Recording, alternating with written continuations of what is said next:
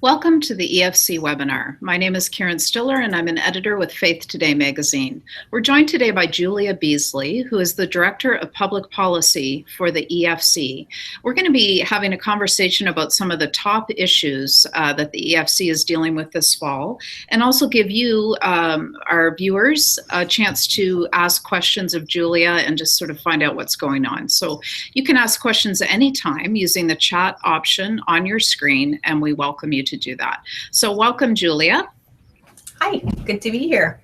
Thank you. So we just want to touch on some of the top issues and hear what Canadian Christians and churches sort of need to know on some of these things. So why don't we just jump right in? And I thought we could start with euthanasia and assisted suicide, which kind of feels like a done deal in Canada. Is it? What do we need to know about that? So it's been just over a year since euthanasia and assisted suicide became legal in Canada. So that was June 2016.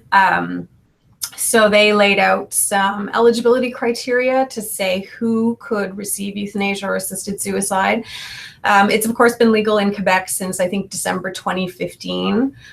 Euthanasia has been legal there. So I've seen different numbers, but it seems as though somewhere between 1,300 and 1,400 Canadians have either received euthanasia or assisted suicide in that time.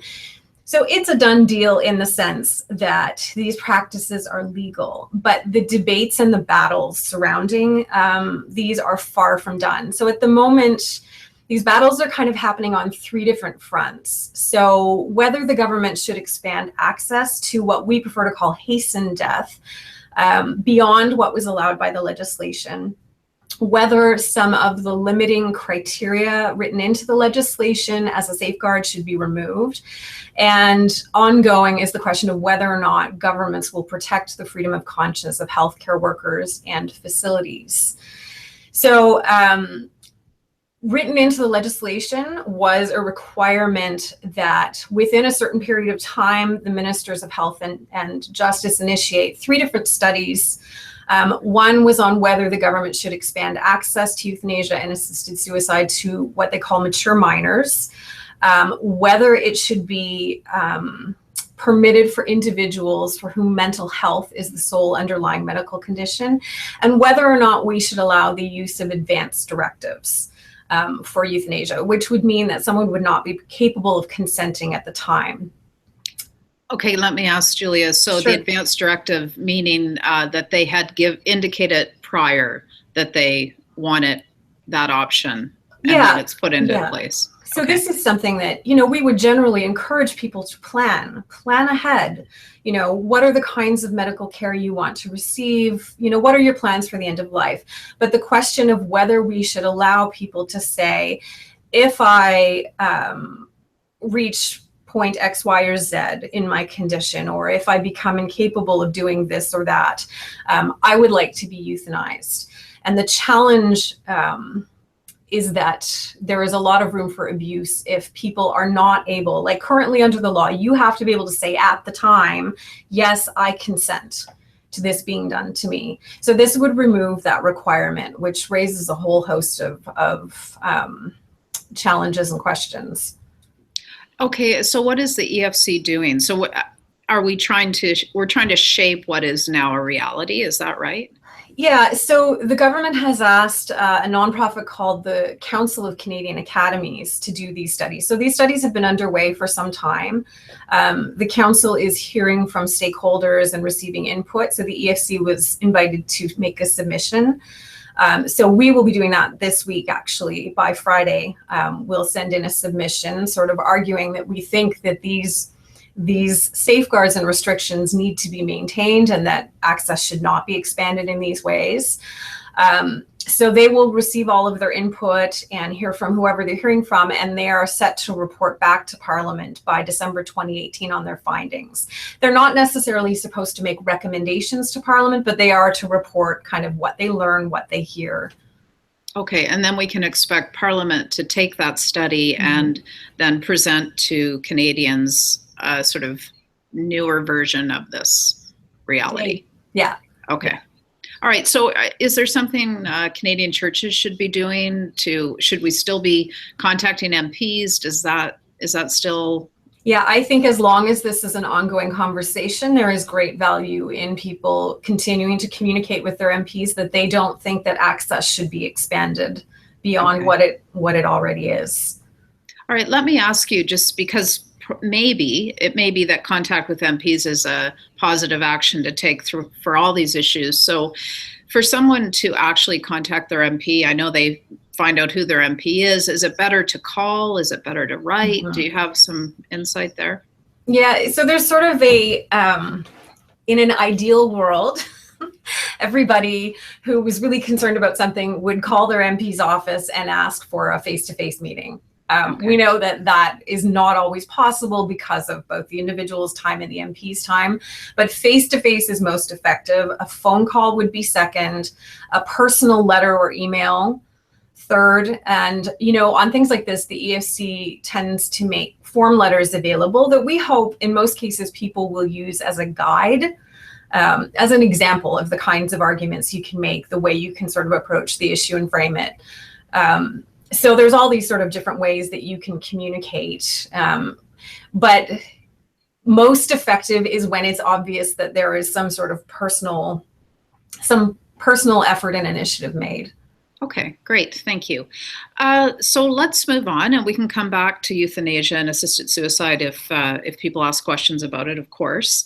But Bill C-51. So help us understand, first of all, like my understanding is that that bill is a broad thing that is about removing redundant or outdated criminal laws, one of which prohibits people from disrupting a worship service. Is that what it is? Yeah, so it's kind of what we would call a housekeeping bill. And what they're saying is that it's meant to clean up provisions in the criminal code that are outdated, redundant, unnecessary. So it does something good. One of the good things it does is clarify the sexual assault provisions. And some of the outdated provisions, some of it's kind of funny. So for example, it removes a provision that says you can't challenge someone to a duel. So there are things like that they are cleaning out of the code. But tucked into this bill is a clause that would remove section 176. So this, as you mentioned, is a section that offers specific protection for clergy and for religious gatherings. The reasoning the government has given is that this clause is redundant. So what it covers is covered elsewhere. And it is true that there are other offenses or other provisions that would offer roughly similar protection. So, for example, public disturbance generally, or harassment on the street and that kind of thing. This is the only criminal code protection specifically for religious activities. And while it's not exactly an infringement on religious freedom, it could impact how safe and free religious adherents feel when they gather. Okay. So in our view, it's also quite significant because it recognizes that there is something unique and distinct about religious gatherings, that there is a good there, that there is a value that is worthy of specific protection. And so a loss of that recognition would feel like a further erosion of the understanding of the place and value of religious belief and practice in our society. And so in our research, we're also not sure that we agree that this section is redundant. So we're doing some work to figure out, would these other offenses, in fact, in all cases, cover off these sorts of offenses? And it's certainly not obsolete because it was used as recently as a year ago in a case here in Ottawa. So we're kind of doing this research, trying to come up with some good concrete arguments in support of maintaining this provision in the criminal code. Okay, and you know what strikes me as very interesting is that this seems to be where the meaning of it matters a lot. So it's not that you're anticipating there'll be like this onslaught of interruptions in worship service across Canada once this is removed. It's the recognition of a religious service as something, you know, kind of extraordinary that is important to be maintained. Yeah. Okay. Now, so as I said, it could be the kind of thing that does have implications for religious freedom. I'm not sure the government would would see it that way at this point. So part of our job and the job of other faith groups who will be speaking to this is to sort of paint that whole picture and how this is important in the grand scheme of things, how this matters to protecting religious freedom for Canadians. Okay, wow, that's very interesting. So again, the question, what should we be doing? People of the pew, should we be contacting MPs or just kind of be watching how this plays out? I would always encourage people to communicate with their MPs. As we've said before, this is what they are there for, to represent us and our concerns in Parliament. And if this is a concern, then they need to be hearing it from people. Okay. Yeah. And do you know what the timeline is for this Bill C-51? Is it, when will we hear the conclusion of this? So it has been referred to the Justice Committee. We're not entirely clear how quickly it will come up in their agenda. They have a very busy agenda for the fall. So we're just kind of watching to see when this will come up. And as I said, we've already begun working on developing our arguments and a brief on this to committee. So we will ask to appear before the committee when they have their hearings, and we will submit a brief asking that these protections be maintained.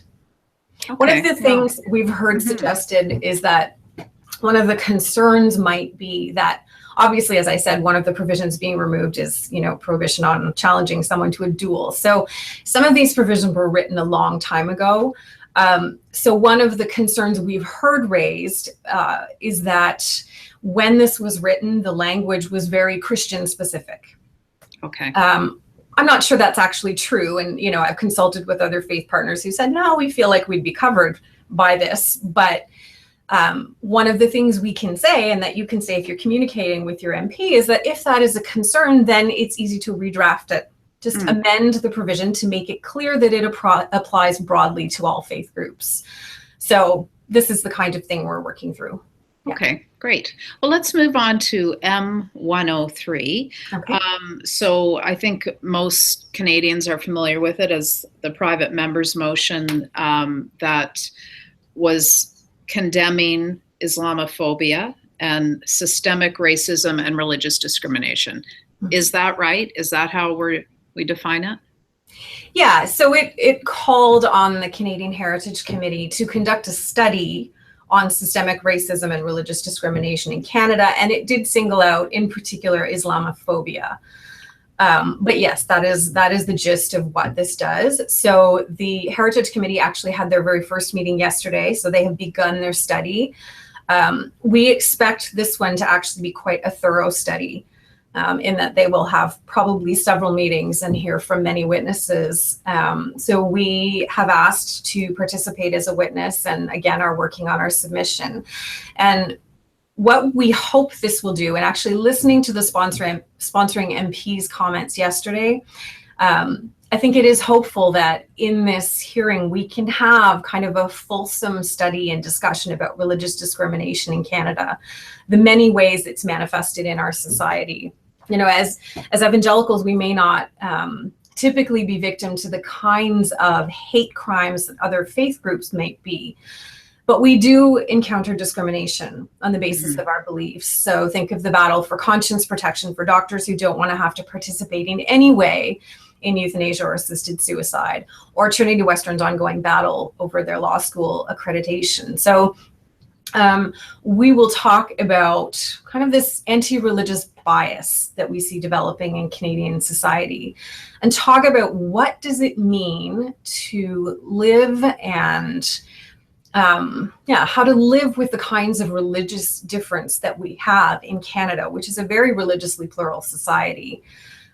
We can talk about the good and positive examples we have of interfaith collaboration. So groups who deeply disagree on all kinds of fundamental questions of belief, yet come together and learn to respect one another and appreciate one another and work together collaboratively for the good of our nation. So we can talk about those kinds of things. And again, one of the key concerns that we and most others had with this motion actually probably the only real concern we have with it, because the study is a good thing, right? Looking at these questions is a good thing. The use of the word Islamophobia, though, was very troubling, because it is unclear and it's undefined. It's a fairly new term, so it hasn't really kind of been tested out. What does this mean? Does this mean discrimination or bias against Islam as a faith or against Muslims? So we will really be encouraging the use of a term, something like anti-Muslim bigotry. It's very clear then that we are saying bigotry or discrimination or whatever directed towards adherents of the faith against Muslims is not acceptable. But in our society, you have to be able to question or critique or challenge the religion itself. So our laws have always sort of made it clear that we don't protect the religion itself, we protect the practitioners. So we want to really encourage them to make sure that the language they use is clear and careful and sticks to that. We protect the practitioner, not the faith itself. So the like when I hear Islamophobia, I hear the phobia part, which I connect with fear. So I mean, that's part of the issue there too, I guess. So and as we say we want the right to sort of critique and interact with religion, protect it, we're also opening ourselves to that as well, right? We're saying you can criticize Christianity. And people do, right? People do all the time. They mock, they criticize, they say all kinds of things, and that is fair in a free and democratic society. But there is a line, you know, where you're moving into discrimination and those kinds of things, and that's the kind of thing that needs to be sorted out, I think, in this study. So as I said, it's already begun. We will be attending, monitoring, and hopefully appearing as a witness. So we will let people know in our update as soon as we know if and when we're doing that, and we'll make our submission available as well for people. Okay, and so just in terms of process to help people understand and to help me understand, when you've applied to appear as a witness, are you preparing material that you submit to say this is the kind of thing we'll say? Can we show up? We don't go into a great deal of detail in the request. We sort of say, here's who we are, here is our history and our engagement in these kinds of questions. We would love to appear as a witness. If we are invited, then we will prepare oral comments. Usually you have a fairly short constrained period of time to do that. So then you make a fuller written submission, which will give a lot more detail on your position and your argument. So that we will do either way, a written submission. Okay, can I ask you, Julia, I know we talked a bit about the pushback, the appropriate pushback on the term Islamophobia. I know that I think in Ottawa, you heard from a lot of Christians on M103. Mm-hmm. So we have a question from a viewer. How should we as Christians respond to this bill? Like, what are you hoping the Canadian Church will do and feel and respond to this? That's a good question. It was disheartening to see a lot of the response. There was a lot of misinformation that was initially sort of put out there about the motion. The fact that it was a motion and not legislation, what it was trying to do, what it could conceivably do. So there was a lot of fear and there was a lot of reaction. There has been some concern about whether Islamophobia or Islam should be singled out as a religion. We do have some precedent for this. There was a motion on anti-Semitism a few years ago. So it's not like this hasn't been done before. I think what we really hope that people will do is, as I said, encourage, say we really want to have a full and fair conversation about religious discrimination in Canada. The importance in a religiously plural society of not trying to sort of stifle difference or eliminate it, but learning how to foster an environment that really respects and, allows different religious voices to have their place and to, to participate in society. I would, expect people who are concerned about the use of the word Islamophobia to say so. But always we want to do this in a way that is respectful, that is loving and gentle, but wise, and all of these things. I think it would be great if there was a lot of communication from the Christian community that reflected those things, that was not based in fear and not based in, misinformation, but just reasoned and gentle and gracious and clear. The MP who introduced this motion, she dealt with a lot. And I'm not saying that's from the Christian community. I don't know who it was from, but I know that she just generally, there was so much reaction, and a lot of it was very aggressive. So I think it would be wonderful if she heard in spades from Christians saying, we appreciate what you're trying to do.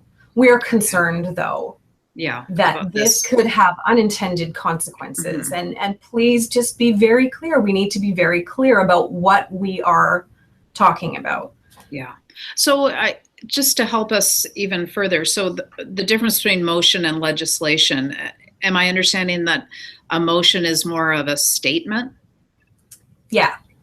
Okay.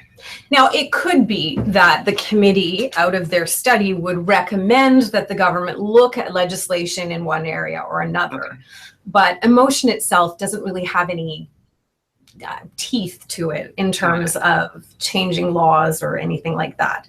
So this was just, as M47 on pornography was, this was a motion asking a committee to study a particular issue so that we have a wealth and a body of research on the record, and then out of that, we can pursue legislation or further research or whatever comes of it. Okay, so we'll just keep watching the EFC website and material to find out how that's progressing. So you mentioned pornography, which is a good segue to the next topic I wanted to bring up. So this is an issue the EFC has been dealing with for a while and presenting it as a public health issue. And last year, a booklet was released that a lot of Canadian Christians have requested about how to respond to pornography and how to help. So tell us, bring us up to speed, Julia, what's happening now with this issue? Yeah, so I just mentioned motion M47. This was, I think we've talked about this on a webinar before, but just to recap, this was the motion that called on the House of Commons Health Committee to study the public health effects of violent and degrading sexually explicit material online. So we worked hard in support of this motion, communicated with and met with MPs to kind of promote that public health understanding. We held informational events for MPs on the Hill. We brought in an expert on the question of public health and pornography. So the motion passed in the House of Commons, and the committee did hold a brief study, was much briefer than we might have hoped. That was last spring. They did, though, particularly in one session, hear some very, very strong testimony. And they also received a number of written briefs outlining the public health concerns. Most, I would say, with the exception of maybe 2 or 3 of the briefs, did share that concern for the public health impacts of pornography. The committee released their report before Parliament rose for the summer. And as we have said before, the report was pretty disappointing. It fell far short of naming the range of harms to children, to women, to men that were outlined for them by witnesses and in the written briefs. In fact, it didn't pay much attention at all to the testimony that was most relevant to the question at hand. And the recommendations were not very strong. It was primarily centered around the question of education. We need better sex education. Well, so why did this happen, do you think? Why was the report so disappointing? That I can only speculate, and I will try not to do that here. Okay. But what I do know for sure is that it's a contentious issue. Nobody wants to be seen. There's still this crazy perception that pornography is somehow a question of freedom of expression. Right, right. And so I think there's a reluctance to sort of go there. And to be perfectly honest, I don't know if I said this before, but my greatest hope for this study was that it would get the research on the record. Okay. That it would provide a vehicle to get the wealth of research that is out there on the table, on the record, and kind of frame the understanding of the issue differently. I don't know that I really expected strong recommendations out of it, although from the conversation in committee and from the testimony, I was, at the end of the day, sort of expecting they would say something about restricting access to children, or restricting access, you know what I mean? Yes, right. That children couldn't from children. It. Yeah. So I was a bit surprised when that didn't make it in to the report in any kind of substantive way. So, but really what we wanted was, we really wanted to see this framing of the issue. So we're kind of in a waiting period now, because when a committee tables a report, the government has a certain amount of time in which to issue a response. So I think that has to happen by December, if I'm not mistaken. So what we're doing in the meantime is trying to keep this issue top of mind as MPs head into a really busy fall. Okay. So the health minister will table a response sometime before Christmas. So we will watch for and respond to that. And one of the things we have done, and we have a sample letter on our website that I think we may have to update because there's been a change in minister.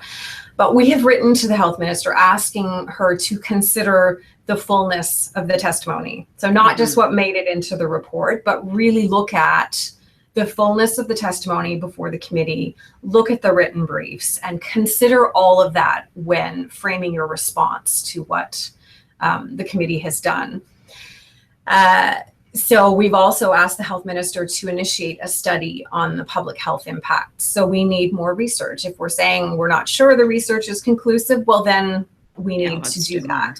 And we need to look seriously at how we can protect children, because surely that is something that everyone agrees on, is that this material is not healthy for children to access. And we restrict them from all kinds of other things that either they are not mature enough for or that are harmful to them. So this has to be one of those things too. So we'll be continuing to work on those things. Yeah. Well, that certainly came up recently in Ottawa when a family, a mother and her children, came upon a man viewing, it sounds like quite, hardcore pornography in the middle of a public library. And the last I heard about that, the libraries, their hands were tied to a certain extent because they needed to protect, and they used the term, the intellectual freedom of the user in the library. So that to me kind of, summed up the challenges that we're dealing with here, that this idea of intellectual freedom kind of trumps all. Yeah. And that needs to change, particularly when we're talking about exposure to children, but not just children. What about female patrons of the library or staff, who it does a certain degree of violence to them to have to see this when they're walking by, or if it gets left open. I wish I could say that this happens rarely, but it doesn't. It happens, fairly often across the country. And I will say that the Ottawa Library is not alone in their response. Right. Our partner Defend Dignity has made the Toronto Public Library a target of their Choose Change campaign, because they give the same, no, we are committed to intellectual freedom and we're not changing this. We're not going to restrict this. So it's a common line among libraries. And so we need to mount that public pressure. So if we could get the Toronto Public Library and everybody wanted to go onto Defend Dignity's website and participate in their Choose Change campaign, then if they would change their tune, then other library associations might follow. So we need to keep up that kind of pressure, but some of it is just changing the understanding and the perception. Pornography today is not what it used to be, and it's a lot trickier to argue that this is intellectual freedom or freedom of expression or whatever you want to call it. This does harm. Yeah. If we don't want to talk about the harm to the viewer, what about the people walking by, So this is something that we would encourage people to express their concerns about too. You do that at a different level. You would communicate that to your local library. If there hasn't been an incident where you are, you can be proactive and you can say, hey, we think that this library should put good filters in place. Yeah. To make sure that this kind of thing doesn't happen. And the EFC produced this booklet in the past year, sort of a resource kit with the discussion questions and so on. Maybe we can tell viewers about that and how we can still send out copies of that, right? Yeah, if you contact us, we can send you physical copies. I believe you can download it online. Okay. The booklet has been really well received, which has been very, very encouraging. And for the purpose we'd hoped, just start talking about it. Yeah. In your small groups, in your family, in your church. We need to start having conversations about this because it is so prevalent. We know statistically that it's an issue for lots of people in the church. And if it's not, your children, unless they live in a bubble, and everyone they associate also lives in a bubble, at some point it's going to come up. And so we really want to encourage churches and families to be proactive and open about this, to talk about the harms and the challenges and ways of protecting ourselves and how we can recover when damage has already been done. Yeah. Okay. Thank you. Speaking of toolkits and resources, I know the EFC has been working on a palliative care toolkit. Maybe you can tell us more about that. What will be in that? Sure. So we produced our booklet on euthanasia and assisted suicide. I think that was a couple of years now. And we have really been trying to promote palliative care. This became especially critical in light of the legalization of euthanasia and assisted suicide, when we still don't have the availability of palliative care that we need to have. So we've been doing things legislatively, working in an interfaith capacity, encouraging the government to prioritize this issue and to really address this need. So with this toolkit, we're really hoping that it will be something that will help individuals and churches to learn more about palliative care.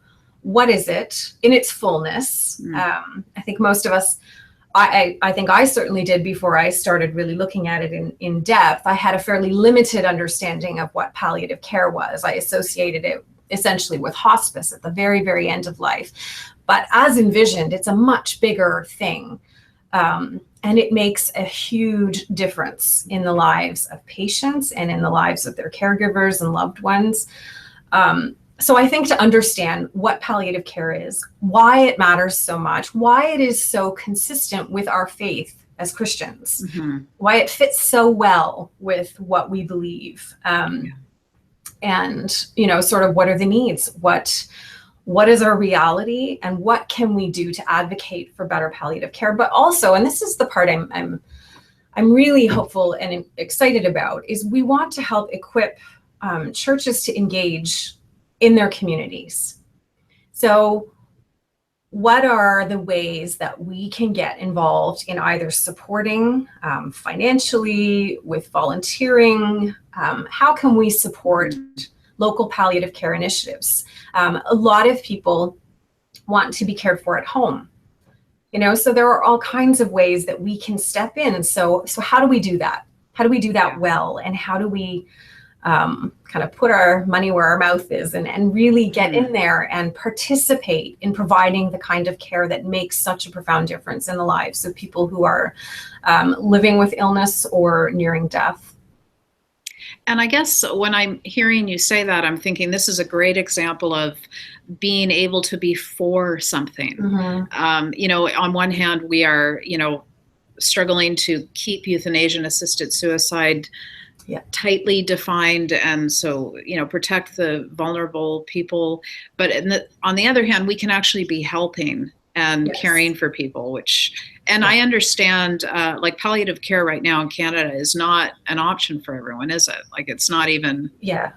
The estimate is that about 30% of Canadians who need it have access. And that's just, I mean, that can't be. And while the sort of the battle against sort of the tide in our culture that has such a limited and subjective view of the value of life, that's a tricky battle. And we will continue to fight that. But we know from data from all kinds of places that when good palliative care is available, people are far less likely to request assistance in dying. Yeah. So because palliative care, I just used assistance in dying. I try to always use the term hastened death. Okay. And that was in response to testimony from palliative care associations and physicians before the committees, that what they do is assist people in dying well. So they said, don't call this assistance in dying, because that's what we do. And what we do is something fundamentally different from ending life. Right. But when people are assisted in dying well, then they are far, far less likely to make those kinds of requests. So it's a really good way that we can say, you know what, we want to promote a different way for people. And we want people to have that kind of support and that multidisciplinary care that just surrounds them so fully, and their family anyway, well, it's very powerful. I did a story a couple of years ago for Faith Today on the connection between palliative care and hastened death. And everyone I spoke to, the palliative care docs, and they were all pretty clear that when people are cared for properly and feel supported and their fears are listened to and so on, that, it decreases dramatically the requests for euthanasia. Well, most commonly people make these requests either because they're afraid of what's coming. But one of the top reasons is not wanting to be a burden. You don't want to be a burden on your family and your loved ones. That's sad. So these are all the kinds of questions that palliative care can address, because it is meant to look at the whole person. Not just the symptoms. It does manage symptoms, but it also looks at the whole person and meets the needs of the whole person. And it's very effective. There's a great TED Talk, and I would say his name if I could remember it right now, but I can't. He's a palliative care physician from the US, and they've done some research, and people actually live longer when they receive good palliative care, because it makes that much of a difference in just the overall well-being of the patient. Amazing. So it's less expensive, which we don't like to kind of reduce it to that sort of argument, but it enhances the quality of life, and it seems to extend the life of the patient when, as envisioned, it's sort of provided throughout the course of illness. So it's quite a beautiful thing. Well, we'll look forward to that toolkit then. That sounds great. So we've touched on some, not all, but some of the issues the EFC is dealing with this fall. You're also busy in the courts. Can you just give us a thumbnail sketch about what's going on there as our time comes to a close? Sure. So in November and December, the Supreme Court of Canada is going to hear 2 different cases concerning religious freedom, and we are intervening in both. The first is the Wall case, which concerns sort of broadly whether the courts have jurisdiction over internal membership decisions of churches and voluntary organizations. That is in early November. And then at the end of November, so November 30th and December 1st, we will be back in the Supreme Court as they hear the Trinity Western case. So courts in Ontario, BC, and Nova Scotia have already kind of made their decisions about this, and now the Supreme Court will have the opportunity to weigh in on this. So we will be there for that as well. On the question of euthanasia, the other one, there is a court case kind of developing. You will hear us from here on in probably refer to it as the Lamb case. So I mentioned earlier on that there was a challenge to some of the restrictions. So the legislation has a requirement in it that a patient's death be reasonably foreseeable to be eligible for euthanasia or assisted suicide. So this is a challenge of that requirement. So that will be called the Lamb case, and we're kind of readying ourselves to ask for intervenor status in that case as well, because that will be a really important one. But we don't really know yet what the timeline on that will be. Okay, well, that's thank you. Sounds very busy. It is, and, yes. I would like to share with our viewers that on Sunday, November 26th, the EFC, along with the Canadian Council of Christian Charities, is asking Canadians to pray specifically for religious freedom in Canada and the Trinity Western University case. So that's something that we as a church, a national church, can come together and pray on that day. So Julia, with all these issues, people can get updates from the website, the efc.ca, anytime, correct? And yeah. We have Canada Watch, a newsletter that goes out, and we have a weekly update, and of course more webinars. So you will find a recording of this webinar at the efc.ca/webinars. And we had really wanted this webinar to be like a touch up on all these issues. So if you're able to share it with people who may want to know what's happening, please do. Our next webinar is scheduled for Wednesday, October 18th, and that will focus on helping people recover from pornography addiction and pornography use. So we're looking forward to that. So Julia, thank you. That was great, very informative. I think we all understand more now what's going on. So, and thank you to everyone who joined us today. Please check back with the efc.ca to find out more information on all these issues and also webinars to come.